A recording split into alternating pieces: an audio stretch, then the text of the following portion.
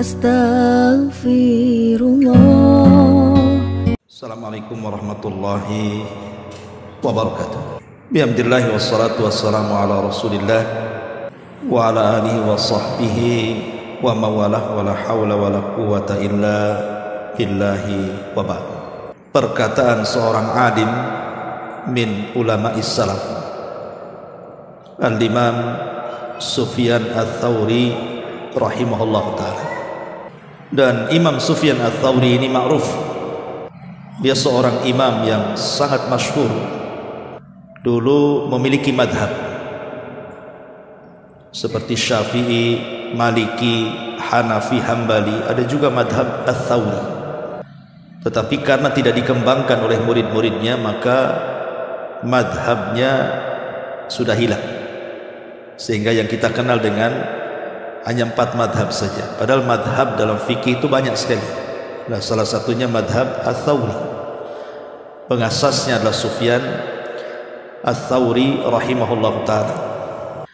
Ada perkataan yang bagus sekali dari beliau tentang 10 perkara yang menyebabkan kerasnya hati. Beliau mengatakan asyratu asya minal jafa. Ada 10 perkara kalau ada pada diri kita, ketahuilah bahwa hati kita ini keras, harus dilembutkan. Tidak banyak muqaddimah. Yang pertama, kata beliau, awwaluha, yang pertama, rajulun au imra'atun yad'u li nafsihi wa la yad'u li walidayhi wal mu'minin. Seorang laki-laki ataupun seorang wanita yang hanya mendoakan untuk dirinya sendiri saja dan tidak pernah mendoakan baik untuk orang tuanya ataupun mendoakan kebaikan bagi kaum muslimin. Maka kalau ada seseorang itu yang hanya mementingkan dirinya sendiri, mendoakan dirinya sendiri dan tidak peduli dengan orang lain, maka ini salah satu penyebab kerasnya hati. Padahal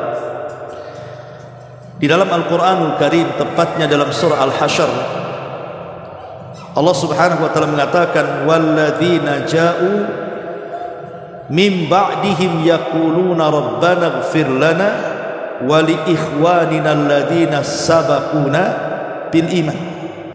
Allah mengatakan, dan orang-orang yang datang setelah mereka pun berdoa kepada Allah, rabbana ighfir lana, ya Allah ampunilah dosa-dosa kami, wa li ikhwanina alladzina sabaquna bil iman, dan dosa-dosa saudara kami yang telah mendahului kami dari keimanan. Dari surah Al-Hasyr ayat 10 di sini ada perintah dari Allah Subhanahu wa taala, anjuran tentang mendoakan saudaranya. Baik saudaranya itu dia masih hidup ataupun saudaranya sudah meninggal dunia, maka kewajiban kita dianjurkan untuk saling mendoakan sesama kaum muslimin, apalagi orang tua. Karena kenyataannya kalau kita datang ke kuburan, pamanyakan ziarah kubur, terkadang tujuan kita ini hanya kuburan dari orang yang kita tuju saja, entah kuburan orang tua, entah kuburan kerabat gitu ya, entah kawan. Kadang-kadang kita hanya berdiri di kuburan itu, kemudian mendoakan yang ada di kuburan itu, dan kita tidak peduli dengan kuburan di sekitarnya. Padahal tidak demikian. Harusnya ziarah kubur juga manfaatnya adalah mendoakan orang yang kita tuju dalam ziarah, dan yang kedua juga kuburan-kuburan kaum muslimin yang ada di sekitarnya juga mendapatkan manfaat dari ziarah kita. Karena itu sebuah keutamaan, ikhwan. Jadi kalau antum hanya mendoakan 1 atau 2 orang di kuburan itu, maka pahalanya juga cuma 1-2 orang itu saja. Lalu kalau antum doakan 1 kuburan itu, sementara yang dikubur itu bisa ribuan orang, dari zaman dulu sampai sekarang, berarti berapa ribu antum dapat pahala dari setiap orang yang antum doakan itu di situ. Ya tidak mesti disebut orang-orangnya karena kita juga nggak kenal. Ya maksudnya doa secara umum. Ya Allah, semoga kaum muslimin yang ada di kuburan ini Engkau ampuni, kan begitu. Ya berarti mencakup semuanya tuh. Jadi pulang dari kuburan itu betul-betul mendapatkan banyak pahala. Atau mendoakan saudaranya tanpa sepengetahuannya. Kata Nabi SAW, man da'a li akhihi fi dhahril ghaibi, barang siapa yang mendoakan saudaranya tanpa dia tahu kalau dia sedang kita doakan kebaikan itu, maka Allah akan mengutus malaikat dan akan mengatakan kepada kita, maka engkau akan mendapat hal yang sama yang kau doakan kepada saudara. Jadi kalau kita umpamanya mendoakan saudara kita, ya Allah mudah-mudahan tetangga saya ini dilancarkan rezekinya, maka malaikat akan datang kepada kita dan mengatakan engkau juga. Jadi setiap doa itu malaikat akan mengatakan engkau juga akan mendapatkannya, engkau juga akan mendapatkannya. Jadi kalau kita melihat ada anak tetangga nakal sanakal-nakalnya, kemudian kita katakan, ya Allah mudah-mudahan anak itu sadar, kasihan orang tuanya, maka malaikat akan datang, begitu juga anak kamu. Kan untungnya besar itu ya. Lah orang yang tidak pernah mendoakan orang lain, apalagi orang tuanya, kata Imam Sufyan Ats-Tsauri rahimahullahu taala, itu tanda kerasnya hatinya. Ini yang pertama. Kemudian yang kedua kata beliau, rajulun qara al-Qur'an wa lam yaqra fi kulli yawmin 100 ayat. Orang yang mempelajari Quran tetapi dia malas membaca Quran. Umpamanya kita lihat hari ini kan marak nih, banyak kelas-kelas mengajarkan Quran, entah belajar tajwid, entah belajar tahsin, terutama ibu-ibu lah yang banyak kan. Ya bapak-bapak juga ada yang mempelajari tahsin Quran, tajwidnya gitu ya, cara bacanya.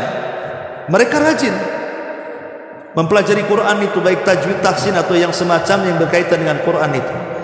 Tapi giliran membaca Quran dia malas. Nah, ini kata Sufyan Ats-Tsauri, ini tanda keras hati.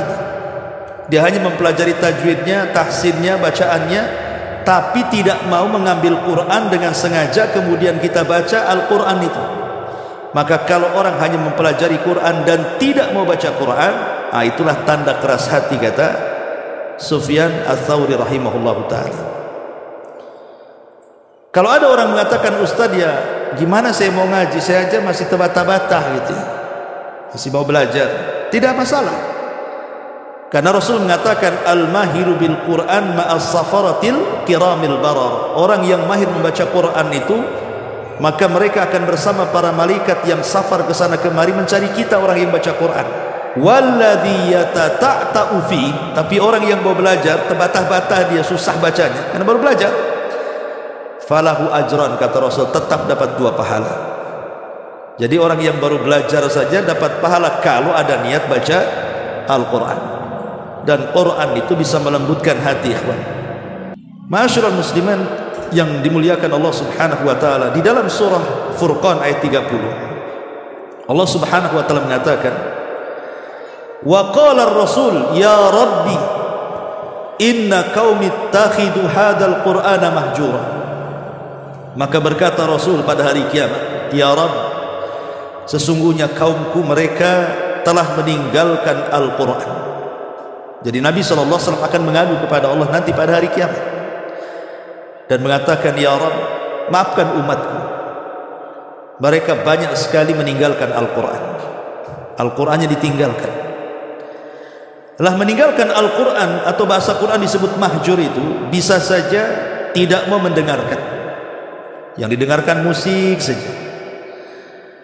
Kadang-kadang sibuk mendengarkan YouTube, mendengarkan konten-konten lucu-lucu gitu ya. Satu hari itu saja yang ditonton itu. Tidak pernah dia sengaja membuka murotal kemudian mendengarkannya. Itu disebut mahjur, meninggalkan Quran. Atau memang tidak membenarkan isi Quran. Dia baca Quran tapi dilanggar Quran. Dia baca aqimus shalah, tegakkan salat, tapi dia meninggalkan salat. Nah, itu juga meninggalkan Quran. Adapun tidak mau mempelajarinya, tidak mau duduk di majelis-majelis tafsir, maka ini juga tanda dia meninggalkan Quran. Termasuk juga tidak mau berhukum dengan isinya, atau tidak mau menjadikan Quran itu sebagai obat, ya, meruqyah diri sendiri dengan Quran gitu ya. Maka ini pun termasuk meninggalkan Al-Quran, dan banyak lagi. Ini yang kedua. Kemudian Sufyan Ats-Tsauri mengatakan, adapun yang ketiga, watsalitsu rajulun dakhala al-masjid wa kharaja wa lam yusalli rak'atain. Orang yang masuk ke dalam masjid, dia tidak sholat 2 rakaat, langsung dia keluar lagi. Nah, itu tanda keras hati. Namanya ada orang yang berhajat kepada seseorang, kemudian dikatakan, oh, orang yang kau cari ada di masjid. Akhirnya dia cari ke masjid itu, masuk dia ke dalam masjid. Ya. Harusnya kan kesempatan nih, mumpung kita mencari orang di masjid, langsung ambil wudu, kemudian sholat 2 rakaat, setelah itu cari kawannya kan itu. Kalau ketemu alhamdulillah, tidak pun dapat pahala antum di situ. Jadi orang yang masuk ke dalam masjid, karena sekarang ini di antara tanda-tanda kiamat itu masjid dijadikan jalan raya, hanya untuk lewat saja. Maka orang yang masuk masjid kemudian keluar dan tidak sholat 2 rakaat, itu tanda keras hati, kata Sufyan Ats-Tsauri rahimahullahu taala. Padahal Rasul mengatakan apa? Idza dakhala ahadakumul masjid, idza dakhala ahadukumul masjid fala yajlis hatta yusalli rak'ataini. Apabila salah seorang di antara kalian masuk masjid, jangan sholat, jangan duduk kecuali sholat 2 rakaat. Ya, ini yang ketiga. Yang keempat, di antara tanda kerasnya hati, kata beliau, rajulun yamurru alal maqabir walam yusallim alaihim walam yad'u lahum. Seseorang lewat di pekuburan kaum muslimin, tapi tidak mengucapkan salam, lewat saja, dan tidak mau juga mendoakan. Padahal kan betapa banyak kuburan-kuburan itu yang terkadang berada di pinggir jalan besar, yang kadang-kadang kita lewat di situ pakai motor, pakai mobil kan itu. Sebenarnya ada kesempatan kan itu, sambil lewat itu di samping kuburan kan kita bisa berhenti sebentar, assalamualaikum ya ahlal kubur kan. Itu kan salam itu mengandung doa di situ. Assalamualaikum ya ahlal kubur wa inna bikumul lahiqu nas'alullah wa lakumul afiyah. Keselamatan bagi kalian penduduk kubur, kami meminta kepada Allah untukku dan untuk kamu agar dosa-dosa kita berdua diampuni. Jadi tanda keras hati itu, kata Sufyan Ats-Tsauri, kalau lewat kuburan tidak mau mengucapkan salam dan tidak mau mendoakan mereka. Ikhwan, kita tahu bahwa seorang muslim kalau melihat kuburan, maka seorang muslim akan menjadikan ibrah dan pelajaran besar. Pertama, bahwa orang yang datang ke kuburan dan melihat kuburan itu sangat dinanti-nanti orang yang ada di kubur. Apa yang dinanti? Doa-doa kita. Jadi mereka menanti doa kita. Kemudian yang kedua, manfaat orang melihat kubur itu bukan untuk si mati saja, tapi untuk kita juga yang hidup, di mana kita diingatkan dengan kematian di situ. Bahwa dengan melihat kubur itu harusnya kita ini bergetar hatinya, takut gitu ya, bahwa kita pun akan menyusul mereka. Jadi ziarah kubur atau lewat di kuburan itu sebenarnya manfaatnya dua, manfaat untuk yang dikubur dan manfaat untuk yang lewat di kuburan. Adapun manfaat bagi penduduk kubur itu doa-doa kita yang kita berikan kepada mereka. Adapun manfaat kita yang lewat kuburan, kita diingatkan dengan kematian. Kalau kita tidak mengambil dua manfaat ini saat lewat di kuburan, keraslah hati kita, kata Sufyan Ats-Tsauri rahimahullahu taala. Ya. Ma'asyiral muslimin wal muslimat rahimani wa rahimakumullah. Ini yang keempat. Kemudian yang kelima, wal khamisu, rajulun dakhala madinatan fi yaumil jum'ati thumma kharaja wa lam yusallil jum'ah. Seseorang masuk ke sebuah kampung, ke sebuah kota di hari Jumat, dan kita tidak ada kesibukan di situ. Tiba-tiba kemudian di situ ada masjid dan sedang mengumandangkan azan untuk sholat Jumat. Kita pula tak mau sholat Jumat, malah keluar dari situ. Lah ini juga, kata Sufyan Ats-Tsauri, salah satu tanda dari tanda-tanda kerasnya hati. Kemudian yang keenam, rajulun aw imra'atun nazala fi mahallatihima alimun wa lam yadhhab ilaihi ahad liyata'allama minhu syai'an minal ilm. Laki-laki ataupun perempuan yang dikunjungi seorang alim tapi tidak mau belajar kepada sang alim itu sampai sang alim pergi, seolah-olah ya adanya seperti tidak adanya. Harusnya kalau ada orang alim, ada ustaz namanya kan, anta ustaz dari mana datang ke sini berkunjung, bukan ngisi daurah, tidak, ya berkunjung saja ke situ. Antum dengar ada ustaz anu di rumah si anu itu ya. Lah seorang yang beriman, kata Sufyan Ats-Tsauri, ini kesempatan kalau kita tidak sibuk, kita datang untuk bertanya, mengambil faedah. Sebab kalau seandainya ada seorang alim datang kemudian kita tidak pergi belajar walaupun hanya 1-2 soalan, itu tanda keras hati bahwa kita tidak berhajat kepada ilmu sebenarnya, dan itu bahaya. Apalagi kalau ada ustaz kan gitu yang tinggal di situ. Aneh gitu ya kalau seandainya dia tidak sibuk, dia tidak bekerja, ada waktu kok tidak hadir di majelis ta'lim, itu kenapa? Ya, ini boleh jadi karena kerasnya hati, kata Sufyan Ats-Tsauri rahimahullahu taala. Dan penyakit keras hati sudah mulai itu. Kalau dulu saya masih ingat di Batam ini, mungkin sekitar 20 tahun yang silam, kalau ngaji itu belum rame, daurah pun belum rame. Paling berapa orang saja masih di Batam Center, kadang di Batu Besar dulu itu. Tapi yang datang dari mana-mana ikhwan. Dari Batu Haji satu, kadang-kadang kan, dari Batu Besar satu, kadang-kadang dari Tanjung Pinang juga datang, dari Tanjung Uban datang. Bayangkan, itu zaman itu, waktu sedikit-sedikitnya ngaji, saya masih ingat tuh berapa orang aja itu ya. Tapi dari mana-mana ngaji, semangat tuh. Makin kesini yang kenal sunnah makin ramai, makin banyak, di mana-mana banyak, di Batu Haji banyak, Batu Besar banyak, Batam Center, semua hampir merata ya.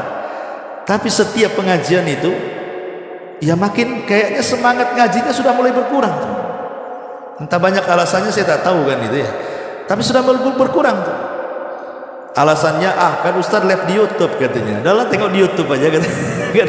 Lain lah ngaji di YouTube dengan ngaji di majelis ilmu itu. Kalau ngaji di YouTube ya memang dapat ilmu, tapi tidak dapat pahala adab thalabul ilmi di situ. Tapi kalau hadir di majelis taklim itu, walaupun tidak dapat ilmu, mungkin dia tidur di situ, tapi pulang itu dosanya sudah diampuni. Bayangkan semua binatang dari mulai ikan sampai semut mendoakan kita, bertasbih untuk kita, mendoakan ampunan akan dosa-dosa kita. Semua malaikat mengepakkan sayapnya. Kalau di rumah tengok YouTube, tidak ada yang gini-gini. Karena biasanya orang kalau belajar tengok YouTube itu tidak punya adab biasanya. Ya, sambil baring, sambil duduk, sambil makan kerupuk, suara kerupuknya lebih besar daripada suara ustaz di YouTube-nya kan. Gimana coba, adabnya nggak ada, ya kan? Makanya ya dapat pengetahuan memang, tapi yang nggak dapat apa-apa. Lah itu boleh jadi jangan-jangan mulai malasnya orang hadir di majelis taklim itu, kata Sufyan Ats-Tsauri, boleh jadi jangan-jangan mulai keras tuh hatinya. Ya, mulai keras hatinya dia itu. Makanya hadir di majelis taklim biar lembut hatinya itu.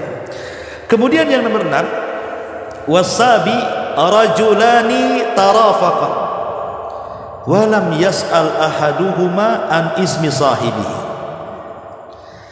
Dua orang ya, mungkin dia bertetangga atau safar, rombongan, entah umroh, entah haji, entah apa kan gitu.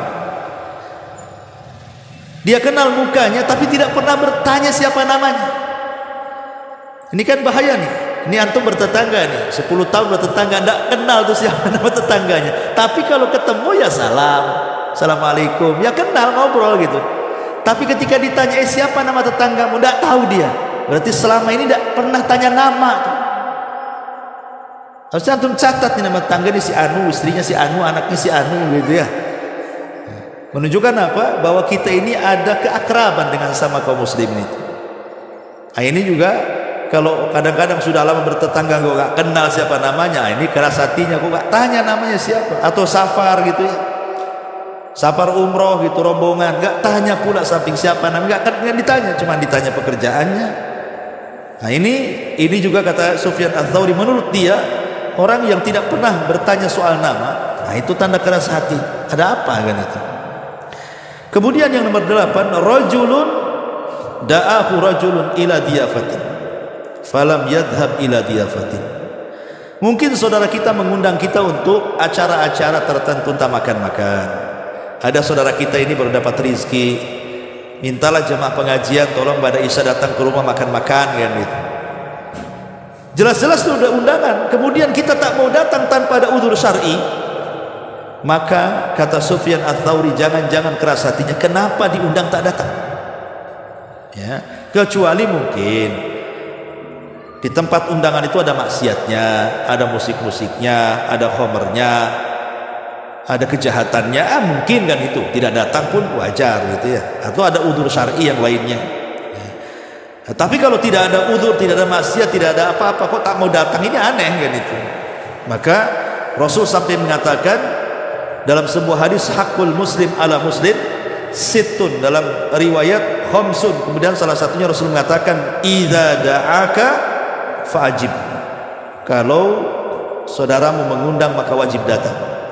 Sebagian para ulama mengatakan yang dikatakan wajib datang itu kalau undangannya walimah. Tapi selain walimah tidak wajib datang, sunnah datang. Jadi kalau walimah itu wajib datang kalau diundang. Itu pun kalau diundang menyebut nama dalam bentuk undangan atau dalam ketemu di jalan. Nah, tapi kalau undangannya dalam grup, mohon satu grup ini hadir, itu tidak wajib. Ya, karena tidak disebut namanya kan. Kecuali kalau di dalam grup di list pula di situ. Nah, satu berarti disebutkan namanya, berarti wajib tuh kalau ada listnya. Ya. Tapi kalau tidak di list, hanya undangan umum, tidak wajib datang. Tetapi selain walimah, kata para ulama, ya mau datang silahkan, tidak pun tidak. Pemanya hanya sekedar makan-makan di rumah saja, ya dan datang pun tidak apa-apa. Tapi kalau datang sunnah dapat pahala. Kemudian yang ke-9, syabun yudayyi'u syababahu wa huwa farigun wa lam yatlub al-ilma wal adaba. Anak muda menyanyiakan waktu masa mudanya, padahal dia kosong, nganggur, tidak mau mencari ilmu dan belajar adab. Ya, dan ya kita rata-rata anak muda itu kan usia 40 tahun ke bawah itu dikatakan muda. Kalau sudah 40 tahun ke atas itu sudah mulai mukadimah tua tuh. Ya, tapi kalau 40 tahun ke bawah ini masih muda-muda. Jadi anak-anak muda ini kalau seandainya walaupun dia sudah punya berkeluarga, mungkin waktu cuti pekerjaan atau karena dia wira swasta bukan di PT gitu kan, lebih banyak nganggurnya. Ya, maka kesempatan nganggur itu harusnya digunakan untuk belajar, untuk thalabul ilmi gitu ya. Karena kalau tidak maka itu tanda dari tanda-tanda kerasnya hati. Dan yang terakhir kata beliau, rajulun syab'an wa jaruhu ja'iun wa la yu'tihi syai'an min ta'amihi. Seseorang yang kelaparan, seseorang yang kekenyangan sementara tetangganya kelaparan. Dia kenyang, tetangganya lapar, dan dia tidak memberikan sesuatu dari makanan ke tetangganya. Nah, ini banyak terjadi kan itu. Kadang-kadang ini rumah elit, sampingnya pula Rudi. Dia punya perusahaan, tidak kepikiran itu dia datang ke Ruli, ngerekrut orang-orang di tetangga sebelahnya, ayo kerja di tempat saya. Tidak, dia cari karyawan lain di luar. Kan hatinya di mana gitu? Pada tetangga dia itu di situ. Hanya beda tembok saja. Ya, itu pun tembok itu aneh, kenapa di tembok untuk memisahkan ini orang elit ini top Ruli, maksudnya gitu. Di tembok biar dipisah gitu kan. La ilaha illallah, seolah-olah ada kasta-kasta dalam Islam. Tidak ada dalam Islam itu kasta. Islam itu sama. Mau anda orang kaya, mau anda orang ruli, itu mata Allah sama saja. Yang bedakan takwa saja. Kenapa mesti tembok sana tembok sini? Ada juga alasan payah Ustaz kalau nggak ditembok katanya. Ini orang-orang sebelah ini kadang-kadang ngerusuh katanya. Dibilang ngerusuh pula di situ. Harusnya kan kalau dia punya hati, ini mumpung nih tetangga orang-orang susah, saya punya proyek, punya apa, mereka aja kan gitu, mumpung tetangganya, nanti didoakan baik. Ya, karena kalau kita ini kenyang sementara punya tetangga susah, itu tanda orang keras tuh. Tanda orang keras hatinya. Lah inilah 10 perkara kata Sufyan Ats-Tsauri, kalau ada pada diri kita maka keraslah hati. Ya. Ma'asyiral muslimin yang dimuliakan Allah Azza wa Jalla, berarti cara melembutkan hati kebalikan dari 10 perkara ini. Kalau 10 perkara ini kemudian menjadikan pengeras hati, berarti kebalikannya itulah pelembut hati. Berarti kebalikannya kita, yang pertama, doakan kita dan doakan orang tua serta doakan saudara kita, itu tanda lembutnya hati. Kemudian juga suka membaca Quran, bukan hanya belajar tajwid tahsin. Oh, kalau belajar tajwid tahsin semangat dia, giliran sudah selesai belajar tak mau pula dibaca Qurannya. Aneh, dia belajar Quran itu apa sebenarnya? Kan dia belajar tahsin tajwid itu supaya bacaan Qurannya benar, kan gitu. Berarti kalau dia praktekkan belajar Quran dengan membaca Quran bahkan lebih daripada 100 ayat setiap harinya, itu lembut hatinya ya. Atau yang ketiga kebalikannya, kalau orang ke masjid kemudian sholat tahiyatul masjid kemudian baru keluar, itu tanda lembutnya hati. Atau kalau seandainya orang lewat di kuburan kemudian mengucapkan salam kemudian mengambil ibrah bahwa kita akan mati seperti mereka, maka itu juga tanda lembutnya hati. Atau seseorang yang masuk ke sebuah kota, ditegakkan Jumat di situ, kita sholat dulu, kita nggak ada ngapa-ngapain kok. Ngapain kita lewat saja, sholatlah di situ. Ya memang secara hukum tidak ada masalah karena seorang musafir, kalau memang dia seorang musafir ya, tidak wajib Jumat dan tidak wajib jamaah kan gitu. Tapi kalau kita tidak ada apa yang diburu, apa yang dikejar, ya sholat saja kan gitu. Itu tanda lembutnya hati. Kemudian juga kalau ada orang alim, langsung kita datangi, kita tanya masalah-masalah dan kita senang dengan kedatangannya. Apalagi ada ustaz di sekitar situ, antum muliakan, antum ambil ilmunya, oh itu betul-betul lembut hatinya. Masalahnya sekarang ini, saya lihat sebagian ikhwan itu kadang-kadang milih-milih ustaz. Kacau kan itu. Ini kalau ustaz ini saya mau ngaji, ustaz itu payah katanya, nggak mau ngaji saya gitu. Gitu. Kadang-kadang milih-milih ustaz. Nah ini padahal Imam Bukhari itu punya guru 1000 lebih. Lihat dalam sahihnya itu, ketika beliau menyebutkan guru-gurunya 1000 lebih Imam Bukhari. Kenapa banyak guru itu perlu? Supaya kita tahu kekurangan guru itu yang mana kekurangannya, mana kelebihannya, jadi tahu gitu kan. Wah, Abu Mairo kekurangannya di sini setelah mendengar Ustadz Anu. Oh, kelebihannya di sini setelah mendengar Ustadz Anu. Jadi kita tahu mana kekurangannya. Kalau kekurangannya bisa ditempel dengan ustadz lain, ya kelebihannya bisa nempel ustadz yang lain. Nah itu maksudnya. Nah ini juga harus diperhatikan. Kemudian juga ya tadi harus supel dengan orang. Kalau kita ini berkawan, bertetangga dengan manusia, yang pertama kali antum harus tahu itu namanya dulu. Namanya dulu, sebelum yang lain namanya dulu ya. Kemudian juga kalau diundang saudara kita datang, sesibuk apapun datang, kemudian tidak menyanyiakan waktu di masa muda. Karena begini, manusia itu ketika bicara soal waktu, satu yang pertama ada manusia itu memanfaatkan waktu sehingga dia dapat dunia di satu sisi, dapat akhirat di sisi lain. Yang kedua sebaliknya, ada orang itu menghabiskan waktu tidak dapat dunia, tidak dapat akhirat. Ya jalan ke sana kemari, ngobrol ke sana kemari, nggak dapat apa-apa, dunia nggak dapat, akhirat nggak dapat. Ada orang-orang yang betul-betul dia mencari akhirat, tapi masalahnya porsi dunia lebih besar. Tapi ada juga yang subhanallah berikan taufik, betul-betul dia kejar dunia tapi porsi akhirat lebih besar lagi. Itulah manusia tidak lepas daripada 4 perkara ini ya. Yang kita ini yang mana satu, Allahu a'lam. Mungkin yang tidak manfaat dunia akhirat yang jagongan sana sini malam ngobrol ngalor ngidul ngetan mulu tidak jelas itu kan gitu ya, habisin kopi aja kan, dunia nggak dapat, akhirat nggak dapat. Nah, kemudian juga yang terakhir ya tadi, tidak peka dengan tetangga, tidak peka dengan saudara. Kita hanya mementingkan kita ini yang penting kenyang, yang lain kelaparan terserah dia. Nah, ini tanda keras hati. Maka berdoalah kepada Allah Subhanahu wa taala agar kita dilembutkan hati, karena lembutnya hati ini berarti orang itu memang baik. Orang baik itu terlihat dari kelembutan hati. Tapi memang yang menjadikan kotornya kerasnya hati itu kan karena kotor hati. Seandainya hati itu seperti gelas, piring, sendok, garpu, pisau, mungkin kita bisa belikan sunlight aja kan, kita rendam aja pakai sabun, bisa bersih. Atau seandainya hati kita seperti mobil kan, itu bawa aja ke karwas, pulang udah bersih ya. Atau kalau memang hati kita seperti rumah, tinggal disapu, dipel, bersih rumah. Masalahnya hati tidak seperti itu. Tidak bisa main negak sunlight biar bersih gitu, mati malah yang ada. Jadi membersihkan hati itu bukan sabun, ya, bukan juga pel-pelan, bukan sapu, tidak. Yang membersihkan hati itu adalah ibadah kepada Allah Azza wa Jalla, dengan melakukan banyak amalan-amalan yang tadi dihancurkan oleh Sufyan Ats-Tsauri. Tinggalkan 10 perkara ini, maka lembutlah hati kita. Wallahu alam, mudah-mudahan manfaatnya. Tidak lama-lama, subhanallah wa bihamdika, asyhadu an la ilaha illa anta, astaghfiruka wa atubu ilaik. Allahu taala alam. Assalamualaikum warahmatullahi wabarakatuh.